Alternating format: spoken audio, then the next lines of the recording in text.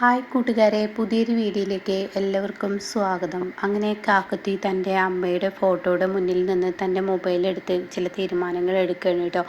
അങ്ങനെ മൊബൈലിൽ നിന്ന് താൻ ആ ഫോണ്, അതായത് ആ കോള് ചെയ്യാണ് ശ്രേയയ്ക്ക്. അപ്പോൾ ശ്രേയ ആണെങ്കിലോ കാക്കുത്തിയാണെന്ന് കാണുമ്പോൾ താനൊരു മടി കേട്ടോ. അങ്ങനെ വീണ്ടും ശ്രേയ പിന്നെയും മടിക്കുന്നത് കാണുമ്പോൾ താൻ ആ ഫോൺ എടുത്ത് യെസ് എന്ന് പറയാണ്. അത് കേൾക്കുന്ന കാക്കുത്തി, ശ്രേയ ഇത് ഞാനൊരു കാര്യം പറയാനാണ് വിളിച്ചത്. തൻ്റെ വിലപ്പെട്ട സാധനം എൻ്റെ കൈകളിലാണ്. അത് കേട്ടുടനെ ശ്രേയ, എന്ത് വിലപ്പെട്ട സാധനം? ഓ, ഒന്നും അറിയാത്തതുപോലെ സംസാരിക്കണ്ട. ഞാൻ അമ്പലത്തിൽ വെച്ച് നിന്നോട് സംസാരിക്കണമെന്ന് കരുതിയതാണ്. പക്ഷേ പൂജ തീരുന്നതിന് മുന്നേ നീ അവിടെ നിന്ന് ഓടി ഒളിച്ചില്ലേ? അപ്പോൾ അതുകൊണ്ട് തന്നെ നിന്നെ എനിക്ക് കാണണം. നിൻ്റെ അമ്പലത്തിലെ പ്രസാദം എൻ്റെ കയ്യിലുണ്ട് എന്ന് പറയുമ്പോൾ ഉടൻ തന്നെ ശ്രേയ ചോദിക്കുകയാണ്, അമ്പലത്തിലെ പ്രസാദം വാങ്ങാൻ ഞാൻ അങ്ങോട്ടേക്ക് വരണമെന്നാണ് പറയുന്നത്. അല്ല, ഇന്ന് അക്കുച്ചേട്ടൻ്റെ പിറന്നാളാണ്. അതുകൊണ്ട് തന്നെ അക്കുച്ചേട്ടൻ്റെ പിറന്നാളിന് ഇന്ന് ശ്രേയ എത്തണം. ഇവിടെ ചെറിയൊരു പാർട്ടി അറേഞ്ച് ചെയ്തിട്ടുണ്ട്. പിന്നെ മാത്രമല്ല, തനിക്കിവിടെ ഒരു സർപ്രൈസും ഞാൻ ഒരുക്കിയിട്ടുണ്ടെന്ന് പറയുമ്പോൾ അക്കുച്ചേട്ടൻ്റെ ആകാശിൻ്റെ പിറന്നാളാകുമ്പോൾ തീർച്ചയായും ഞാൻ അങ്ങോട്ടേക്ക് എത്തുമെന്ന് പറയാനിട്ടോ.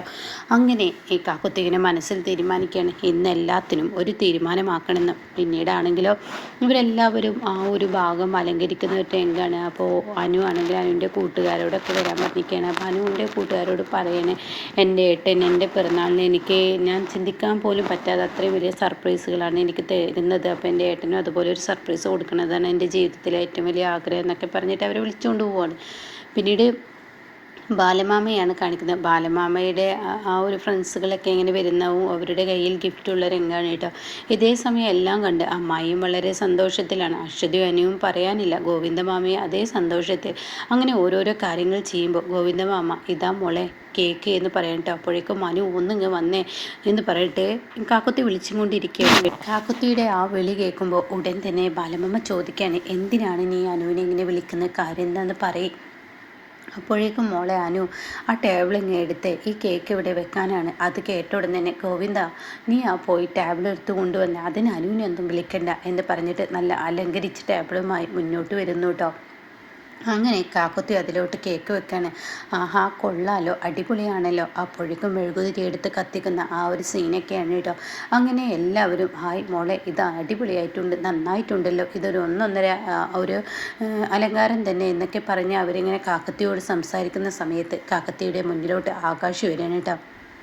ആകാശ് കടന്നു വരുമ്പോൾ ഉടൻ തന്നെ ബാലമാമ പറയണേ, ആ വന്നോ, ബർത്ത്ഡേ ആൾ വന്നോ, എന്നാൽ ഇനി സമയം വൈകിക്കേണ്ട, കേക്ക് പെട്ടെന്ന് കട്ട് ചെയ്യാൻ നോക്കൂ എന്ന് പറയണ കേട്ടോ. ഇത് കേട്ട ഉടൻ തന്നെ ഈ മെഴുകുതിരി കത്തിക്കാണ്. പിന്നീടാണെങ്കിലോ ഇവരുടെ ഇടയിൽ നിന്ന് പെട്ടെന്ന് കാക്കുത്തി പോവാണ്. അപ്പോൾ ബാലമാമ ചോദിക്കുക മോളെ എങ്ങോട്ടാ? അപ്പോൾ കാക്കുത്തിയാണെങ്കിലോ തൻ്റെ കണ്ണും പുറത്തിട്ട് ഇങ്ങനെ തള്ളി നോക്കി നിൽക്കുകയാണ്. ഈ പറയുന്ന ശ്രേയ എന്താ വരാത്ത? ശ്രേയ വരാതെ ഒരിക്കലും ഈ കേക്ക് മുറിക്കാൻ പാടില്ല. താൻ മനസ്സിൽ കോട്ട കെട്ടിയിരിക്കുന്നത് അത് സത്യം, ഇന്നത്തോട് കൂടി ഇവിടെ തീരണം, ഇനി പ്രശ്നങ്ങൾ ഉണ്ടാവാൻ പാടില്ല എന്ന ആ ഒരു പ്രതിജ്ഞയൊക്കെ എടുത്ത് കാക്കുത്തി ഇങ്ങനെ നോക്കി നിൽക്കുമ്പോൾ ഉടൻ തന്നെ അമ്മായി ശ്രദ്ധിക്കുന്നുണ്ട് കേട്ടോ. ഇവളിപ്പോൾ എന്തിൻ്റെ മുന്നോടിയാണ് ഇങ്ങനെയൊക്കെ കാട്ടിക്കൂട്ടുന്നത് എന്നിങ്ങനെ ചിന്തിക്കുന്നുണ്ട് കേട്ടോ. പക്ഷേ അങ്ങനെയൊക്കെയാണെങ്കിലും അമ്മായിയും സന്തോഷത്തിലാണ്.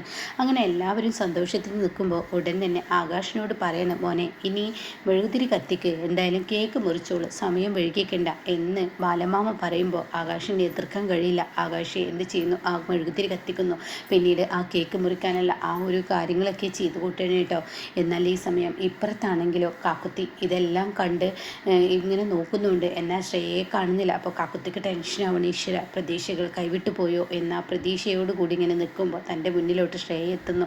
ശ്രേയയെ കാണുമ്പോൾ ഒരുപാട് സന്തോഷം പറയാനില്ല കേട്ടോ. അങ്ങനെ കാക്കുത്തിയുടെ നെഞ്ച് പടാപടാ അടിക്കുന്നുണ്ട്. അങ്ങനെ തൻ്റെ നെഞ്ചിങ്ങനെ അടിക്കുന്നത് കേട്ടിട്ടും ശ്രേയ വരവേൽക്കുകയാണ്. അപ്പോൾ ശ്രേയയെ കാണുകയാണ് പെട്ടെന്ന് ബാലമാമയാണെങ്കിലോ ദേഷ്യത്തോടു കൂടി നിൽക്കുമ്പോൾ ഇവിടെ ആകാശാണെങ്കിലോ മെഴുകുതിരി ഊതിക്കിടത്താൻ ശ്രമിക്കുന്ന സമയത്ത് ആകാശ് എന്ന് പറഞ്ഞുള്ള ആ വിളി വരുമ്പോൾ ഉടൻ തന്നെ ആകാശ് തിരിഞ്ഞു നോക്കുമ്പോൾ തൻ്റെ മുന്നിൽ ശ്രേയ വന്നിരിക്കുന്നു കേട്ടോ. അപ്പോൾ ഈ സമയം ഇവർക്ക് ആർക്കും ഒന്നും മനസ്സിലാവാതെ ആകെ എല്ലാവരും പകച്ചു നിൽക്കുകയാണ്. എല്ലാവരും ഇങ്ങനെ പേടിയോടുകൂടി നിൽക്കുന്നത് കാണുമ്പോൾ ഉടൻ തന്നെ ബാലമാമ ചോദിക്കും, നിന്നെ ആര് വിളിച്ചിട്ടാണ് നീ ഇങ്ങോട്ടേക്ക് വന്നത്? നിൻ്റെ ചീഫ് മിനിസ്റ്റർ എന്തിനാണ് അങ്ങോട്ടേക്ക് എത്തിയിരിക്കുന്നത് എന്ന് ആകാശിനോട് ചോദിക്കുമ്പോൾ ഉടൻ തന്നെ അക്കുച്ചേട്ടനെ വഴക്ക് പറയണ്ട, ഞാൻ പറഞ്ഞിട്ടാണ് ശ്രേയ വന്നിരിക്കുന്നത്. അക്കുച്ചേട്ടൻ്റെ പിറന്നാളല്ലേ, അപ്പോൾ അതിന് ഞാൻ വിളിച്ചതാണെന്ന് പറയാൻ കേട്ടോ. അപ്പോൾ ബാലമാമക്ക് അത്ര പിടിക്കില്ല. അപ്പോൾ ഉടൻ തന്നെ അങ്ങനെ അങ്ങോട്ടേക്ക് കടന്നു വരികയാണ്. എന്നാൽ ഇനി വഴുകിക്കണ്ട, കേക്ക് മുറിക്കാൻ നോക്കിക്കോളൂ എന്ന് പറഞ്ഞ് കേക്ക് മുറിക്കുകയാണ്. അങ്ങനെ ആകാശ് കേക്ക് എടുത്ത് തൻ്റെ അച്ഛനും അമ്മയ്ക്കും വായിൽ അതൊരു കഷ്ണം വെച്ച് കൊടുക്കും. അവർ തിരിച്ചിങ്ങോട്ടേക്ക് വെച്ച് കൊടുക്കുന്നുണ്ട് കേട്ടോ. പിന്നീട് ശ്രേയയും ഈ പറയുന്ന കാക്കുത്തിയും ഒരു അടുപ്പിച്ച് നിൽക്കുകയാണ്. അപ്പോൾ ഇവരുടെ മുന്നിലോട്ട് ആകാശി വരികയാണ്. അങ്ങനെ കേക്കുമായി ഇങ്ങനെ നീട്ടുന്നത് ശ്രേയയുടെ മുന്നിലോട്ടാണ്. അപ്പോൾ ഇത് കണ്ട് കാക്കുത്തി ഇങ്ങനെ നിൽക്കുകയാണ്. അങ്ങനെ വീണ്ടും കാക്കുത്തിയുടെ മുന്നിലോട്ട് അങ്ങ് കൊണ്ടുവരുമ്പോൾ കാക്കുത്തി ആ കൈ അങ്ങ് തട്ടി മാറ്റാണ്. വേണ്ട, എനിക്ക് ഈ കേക്ക് വേണ്ട, എന്താ ശ്രേയ നീ കാണിക്കുന്നത് എന്ന ബാലമാമ ചോദിക്കുമ്പോഴേക്കും ഉടൻ തന്നെ ശ്രേയ പറയുന്നത്, ഈ കേക്കിന് ഞാനല്ല അർഹൻ. അത് കേട്ട ഉടൻ തന്നെ എന്താ ഈ പറയുന്നത്? അതെ, ഞാനൊരു കാര്യം ചോദിക്കട്ടെ, സ്വന്തം അച്ഛനും അമ്മയ്ക്കും ഈ കേക്ക് കൊടുത്തതിന് ശേഷം പിന്നീട് ഭാര്യയായി എനിക്കാണോ ഈ പറയുന്ന ആകാശേട്ടൻ തരേണ്ടത്? അത് കേട്ട ഉടൻ തന്നെ ബാലമാമ ചോദിക്കുക, എന്താ മോളെ നീ പറയുന്നത്? എന്ത് വിഡിത്താണ് നീ പറയുന്നത്? നീ അല്ലാതെ പിന്നെ ആരാണ് കഴിക്കേണ്ടത്? അമ്മക്കും അച്ഛനും കഴിഞ്ഞ പിന്നെ ഭാര്യയ്ക്കില്ല സ്ഥാനം. അതെന്താ നീ മനസ്സിലാക്കാത്ത എന്നൊക്കെ പറയുമ്പോൾ, അത് ആകാശേട്ടൻ പറയട്ടെ, ആകാശേട്ടൻ തന്നെ പറയട്ടെ, എനിക്കാണോ ഈ കേക്ക് തരേണ്ടത്? ആകാശാക്കെ പതർന്നു. ശ്രേയ പറയാനില്ല. അങ്ങനെ ഈ സമയം പറയാണ്, എന്തായാലും ആകാശേട്ടൻ തന്നെ പറയട്ടെ, ആകാശേട്ടൻ തന്നെയല്ലേ തീരുമാനം പറയേണ്ടതല്ലത്, ഞാനല്ലല്ലോ എന്നൊക്കെ അങ്ങ് പറയുമ്പോൾ ഉടൻ തന്നെ ആകാശാകെ പതറി നിന്ന് തൻ്റെ കയ്യിലുള്ള കേക്ക് താഴെ ഇട്ടു കേട്ടോ. അങ്ങനെ ഈ സമയം ശ്രേയാണെങ്കിലും എന്താണ് സത്യത്തിൽ ഇവിടെ നടക്കാൻ പോകുന്നതെന്നറിയാതെ അപ്പോഴേക്കും ബാലമാമ പറയണേ, ദേ കാക്കത്തി, നിൻ്റെ കാര്യങ്ങൾ അതിര് കിടക്കുന്നു, നീ വല്ലാതെ അതിര് കിടക്കല്ലേ, എന്താണ് ഇവിടുത്തെ പ്രശ്നം, എന്താ പറയൂ? അതെ, ഞാൻ തന്നെ പറയാം, എല്ലാവരോടും ഞാൻ അത് ക്ഷമ പറയുന്നു. അപ്പോഴേക്കും കാര്യമായ പ്രശ്നമുണ്ടല്ലോ, എന്തായിരിക്കും ഇവിടെ സ്റ്റാർട്ട് ചെയ്യാൻ പോകുന്നത് എന്നിങ്ങനെ അമ്മായി ചിന്തിക്കുന്നുണ്ട് കേട്ടോ. അങ്ങനെ ഗോവിന്ദമാമ, എന്തിനാ മോളെ, എന്താണ് പ്രശ്നം, എന്തിനാ ഗോവിന്ദമാമ ഇങ്ങനെ എന്നെ സങ്കടപ്പെടുത്തുന്നത്? എല്ലാം അറിഞ്ഞിട്ടും ഗോവിന്ദമാമ ഒന്നും അറിയാത്തതുപോലെയുള്ള ഗോവിന്ദമാമൻ്റെ സംസാരം എന്താ എന്നൊക്കെ ചോദിക്കുമ്പോൾ ഗോവിന്ദമാമക്ക് മിണ്ടാൻ കഴിയില്ല കേട്ടോ. അങ്ങനെ ഈ സമയം ബാലമാമ ചോദിക്കാം, മോളെ എന്താ എന്ന് പറയുമ്പോൾ, ഞാൻ പറയാം മാമ, മാമൻ എൻ്റെ കഴുത്തിൽ ഈ താലി അണിയിച്ചത് അത് പൂർണ്ണ സമ്മതത്തോടു കൂട്ടിയിട്ടല്ല ആകാശത്തിൻ്റെ എൻ്റെ ഈ കഴുത്തിൽ താലി കെട്ടിയത്. ഇതൊരു വിഡ്ഢിത്തരത്തിൽ ചെയ്തതാണ്. ഇതൊരു എടുത്തുചാട്ടത്തിൽ എനിക്കൊരു ജീവിതം ഉണ്ടാവില്ല എന്ന് കരുതി അമ്മാവൻ എൻ്റെ കഴുത്തിലോട്ട് ആകാശേട്ടനോട് താലി കെട്ടാൻ പറഞ്ഞു. പക്ഷേ ആകാശേട്ടൻ മനസ്സുകൊണ്ട് സ്വീകരിക്കാത്ത പെണ്ണാണ് ഞാൻ. അപ്പോൾ ആരാണാവോ മനസ്സുകൊണ്ട് സ്വീകരിച്ചത് എന്ന അന്താളിപ്പിൽ എല്ലാവരും നിൽക്കുമ്പോൾ ഉടൻ തന്നെ അവിടെ ചാരു തന്നെ പറയാണ് കേട്ടോ, ഇതാ ഈ നിൽക്കുന്ന ശ്രേയയാണ് കുഞ്ഞുനാളിലെ മുതൽ ആകാശേട്ടൻ സ്നേഹിക്കുന്നത്. എന്താ ഈ പറഞ്ഞ ഈ ചീഫ് മിനിസ്റ്റർ? അതെ, ഇവളെ തന്നെയാണ് അക്കുച്ചേട്ടൻ സ്നേഹിക്കുന്നത്. കുഞ്ഞുനാളിലെ മുതൽ ഇവർ തമ്മിൽ സ്നേഹം തുടങ്ങിയതാണ്. അതുകൊണ്ട് ഞാനും ഈ പറയുന്ന ആകാശേട്ടനുമല്ല യോജിക്കേണ്ടത്, ഞങ്ങൾ തമ്മിലല്ല കല്യാണം കഴിക്കേണ്ടത്. ഞങ്ങൾ തമ്മിൽ കല്യാണം കഴിച്ചു എന്നുള്ളത് സത്യം തന്നെ, പക്ഷേ ഇന്നേ വരെ ഞങ്ങൾ ഭാര്യ ഭർത്താക്കന്മാരായി ജീവിച്ചിട്ടില്ല.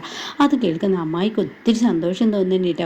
അങ്ങനെ ഈ സമയം ശ്രേയ ആകെ അമ്പരപ്പിൽ നിൽക്കുകയാണ്. എന്തായാലും എല്ലാവരുടെയും സമ്മതത്തോടു കൂടി ഞാനൊരു കാര്യം ചെയ്യാൻ പോവാണ്. ഇനി എൻ്റെ തെറ്റ് ഞാൻ തിരുത്തണം. അക്കുച്ചേട്ടൻ്റെ മനസ്സമാധാനമാണ് എനിക്ക് വേണ്ടത്. അതുകൊണ്ട് ബാലമാമ ഒന്നും എതിരെ പറയരുത്. എന്തായാലും എൻ്റെ കഴുത്തിൽ താലി കെട്ടിയുണ്ട് ഒരു ഭാര്യയാവില്ല, മനസ്സും കൂടി കിട്ടണം, എങ്കിലാണ് ആ ഭാര്യയുടെ പൂർണ്ണതയ്ക്ക് അർത്ഥം വരുള്ളൂ. അതുകൊണ്ട് തന്നെ ഞാനൊരു കാര്യം പറയട്ടെ, ഞാനൊരു തീരുമാനം എടുക്കുമ്പോൾ ബാലമാമ അതിനെതിരെ പറയരുത് എന്ന് പറഞ്ഞിട്ട് ശ്രേയയുടെ കൈകൾ പിടിക്കുന്നു. പിന്നീട് ഈ പറയുന്ന ആകാശിൻ്റെ കൈകളും പിടിക്കുന്നു കേട്ടോ. ഇതൊക്കെ കണ്ട് സന്തോഷവതിയായി നിൽക്കുന്ന അമ്മായിയാണ് കേട്ടോ. അമ്മായി എന്താ വേണ്ടതെന്നുള്ള ആ സന്തോഷത്തോടു കൂടി നിൽക്കണം. അപ്പോൾ നാളത്തെ എപ്പിസോഡ് കിടുവാണ് കേട്ടോ.